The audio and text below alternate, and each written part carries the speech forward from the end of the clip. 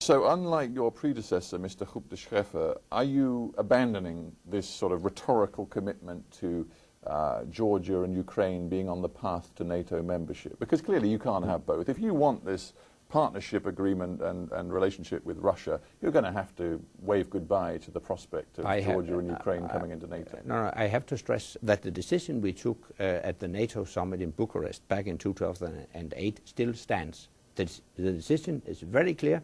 Ukraine and Georgia will become members of NATO. It's very clear. Of course, provided that they fulfill the necessary criteria. Yes, and that's the rider. And you haven't offered them membership action plans. Are you going to offer them those membership action plans over the next year?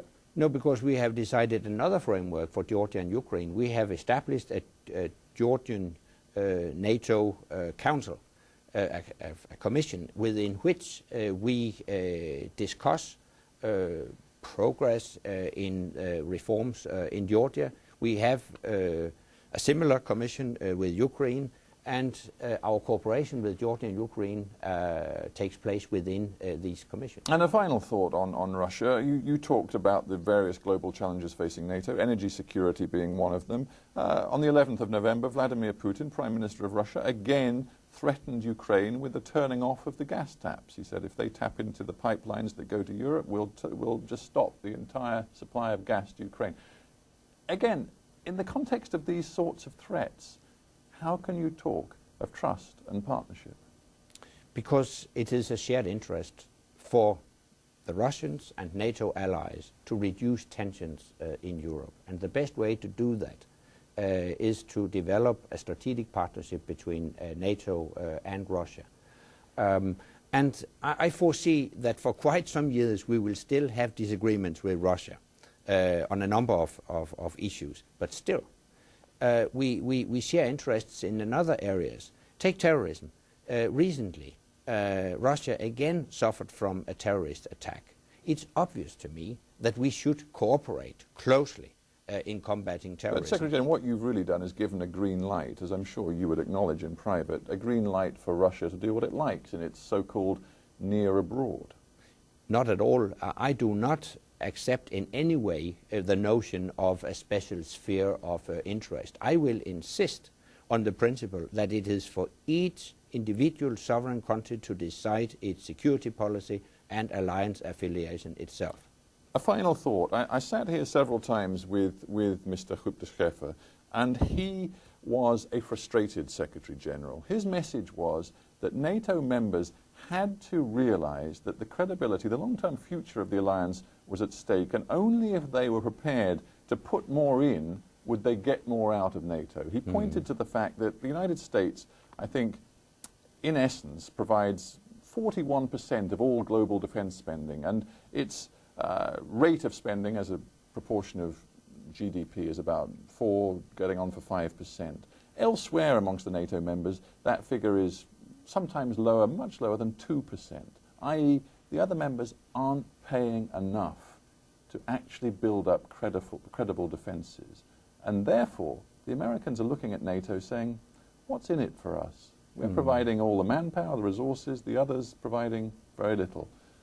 Do you believe that is a fundamental problem? Well, I'm not frustrated, but I will work to make sure that we have the right internal balance within the alliance, because you're quite right. It is essential if we are to ensure that the Americans will still consider NATO as a relevant organization in the future. But during the past weeks, we have seen unity and solidarity within the alliance. The Americans have decided to increase the number of troops in Afghanistan significantly, and other allies have stepped up to the plate and also pledged a number of additional troops. Well, we've talked about France, and we've talked about the degree to which that's questionable, but I'm thinking finally of a bigger arena. I mean, if you look at the Americans' fundamental interests in the world, you'd have to say they are in Southwest Asia, in the Middle East, a real focus on the growth of China. They're not actually anything to do with what NATO was formed to build, that is, a safe, secure Europe. Time is marching on. The world is changing, and NATO is looking much less relevant.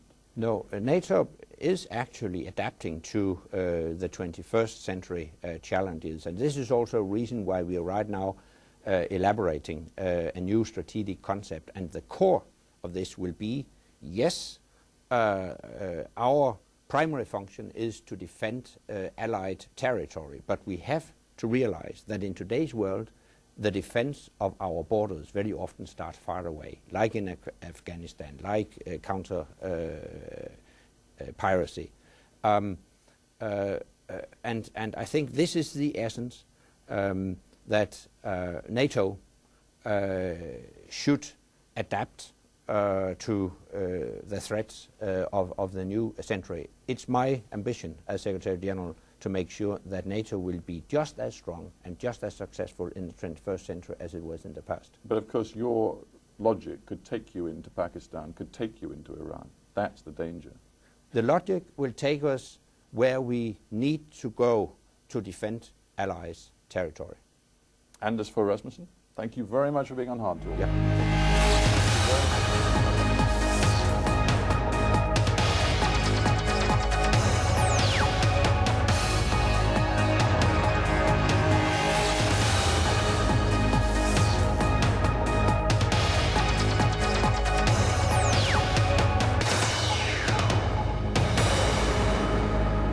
Welcome to HardTalk.